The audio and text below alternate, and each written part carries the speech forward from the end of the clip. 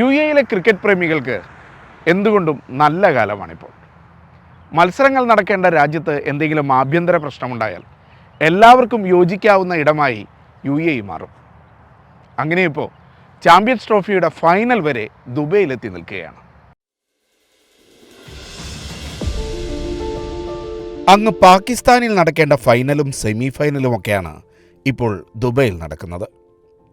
ICC champions ട്രോഫിക്ക് ആതിഥ്യം വഹിക്കുന്ന പാകിസ്ഥാനിൽ India കളിക്കില്ലെന്ന തീരുമാനമെടുത്തതോടെ വീണ്ടും ഏവർക്കും സ്വീകാര്യമായ ദുബൈ ഇന്ത്യയുടെ മത്സരങ്ങൾക്ക് വേദിയായി നിശ്ചയിച്ചു. ഗൾഫിലെ ക്രിക്കറ്റ് പ്രേമികൾക്ക് അതൊരു വിരുന്നായി മാറി. ഇന്ത്യ ബംഗ്ലാദേശ് മത്സരം, ഇന്ത്യ പാക് പോരാട്ടം, ഇന്ത്യ ഓസ്ട്രേലിയ സെമി ഫൈനൽ പോരാട്ടം, ഒടുവിലിത ഇന്ത്യ ന്യൂസിലാൻഡ് ഫൈനലിൽ വരെ ദുബൈയിലെ മത്സരങ്ങൾ എത്തി നിൽക്കുന്നു.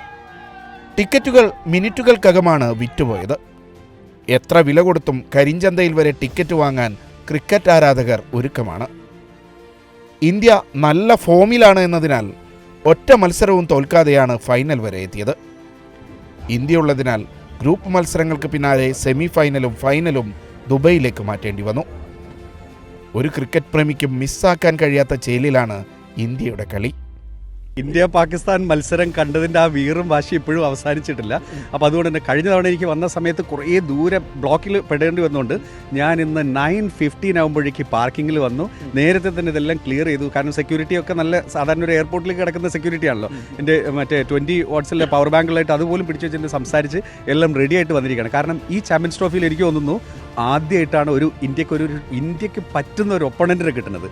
മാത്രമല്ല വിരാട് കോഹ്ലി, രോഹിത്, ജഡേജ ഈ മൂന്നാൾക്കാരും ഇനി അങ്ങോട്ടൊരു പക്ഷേ നമുക്ക് ഒന്നിച്ചൊരു ഫ്രെയിമിൽ കാണാൻ താങ്ക് യു ഒന്നിച്ചൊരു ഫ്രെയിമിൽ കാണാൻ പറ്റിക്കൊള്ളുന്നില്ല. അതുകൊണ്ട് തന്നെ ഇന്ത്യൻ ഫാൻസ് എനിക്ക് തോന്നുന്നു ഒരു 7-8 മണി തൊട്ടിട്ട് വന്ന ആളുകൾ വരെ ഞാൻ കണ്ടു കഴിഞ്ഞു. അതും ഫാമിലി, ചെറിയ കുട്ടികൾ എല്ലാവരും ഇവിടെ എത്തിക്കഴിഞ്ഞിട്ടുണ്ടെങ്കിൽ പാകിസ്ഥാനും ഇന്ത്യയായിട്ടുള്ള മത്സരത്തിൽ പാകിസ്ഥാൻ്റെ ഫാൻസ് ഒരുപോലെ ഉണ്ടായിരുന്നു. 50-50 ആയിരുന്നു.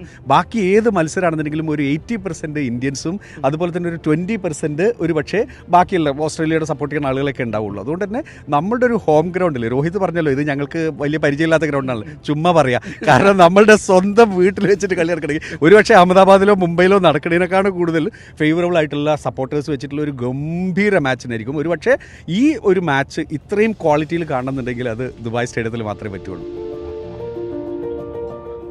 പ്രകടനം പോരെന്ന് പഴികേട്ടിരുന്ന വിരാട് കോഹ്ലി സടകുടഞ്ഞ് ഫോമിലേക്ക് എത്തുന്ന കാഴ്ച ദുബൈയിലെ ആരാധകർക്ക് വിരുന്നായി മാറി. പാകിസ്ഥാനെതിരെ നേടിയ സെഞ്ചുറിയും ഓസ്ട്രേലിയക്കെതിരെ അടിച്ച 84 റണ്ണും ഫാൻസ് ഹൃദയത്തിലാണ് ഏറ്റുവാങ്ങിയത്. ഇല്ല, വിരാട് ഇന്ന് കളിച്ചില്ലായിരുന്നെങ്കിൽ ഭയങ്കര പ്രശ്നമാണ്. ശുഭ്മാൻ ഗിൽ കളിച്ചില്ല, കഴിഞ്ഞ മാച്ചിൽ സെഞ്ചുറി അടിച്ചു. ഈ മാച്ചിൽ വിരാട് കോഹ്ലി അല്ലാതെ വേറെ ഒരാൾ അവിടെ നിന്നിട്ടില്ല. സോ ഈ ഒരു century means a lot. Because അടുത്ത വേൾഡ് കപ്പിന് ഇനി വിരാട് കോഹ്ലിയും രോഹിത് ശർമ്മയൊക്കെ കാണുമെന്നൊന്നും അറിയത്തില്ല. So this is a very important century and the winning match for us. Virat കോഹ്ലിയുടെ പെർഫോമൻസിനെ കുറിച്ചിട്ട് തീർച്ചയായിട്ടും നമുക്കിന്ന് എടുത്തു പറയേണ്ടതാണ്. സെഞ്ചുറി അടിച്ചു. ഞങ്ങളെല്ലാവരും വെയിറ്റ് ചെയ്തിരുന്ന ഒരു പെർഫോമൻസ് ആയിരുന്നു. നമ്മൾ ജയിക്കൽ മാത്രമല്ല, സെഞ്ചുറിയാണ് ഇതിലെ ഏറ്റവും വലിയൊരു എക്സൈറ്റിംഗ് മൊമെൻ്റ് ആയിരുന്നത്. കാരണം വിരാട് കോഹ്ലിനെ സെഞ്ചുറി അടിക്കാൻ വേണ്ടിയിട്ടാണ് നമ്മൾ അവിടെ നിന്നത്. അല്ലാതെ സാധാരണ രീതിയിൽ നമ്മൾ ഉറപ്പിച്ചിരുന്നു. സാധാരണ രീതിയിൽ നമ്മൾ പാകിസ്ഥാന്റെ അടുത്ത് ജയിക്കാനാണ് ആഗ്രഹിക്കാറ്. ഇത് വിരാട് കോഹ്ലിയുടെ ഹാർഡ് ഫാൻസ് ആണ് നമ്മളെല്ലാവരും.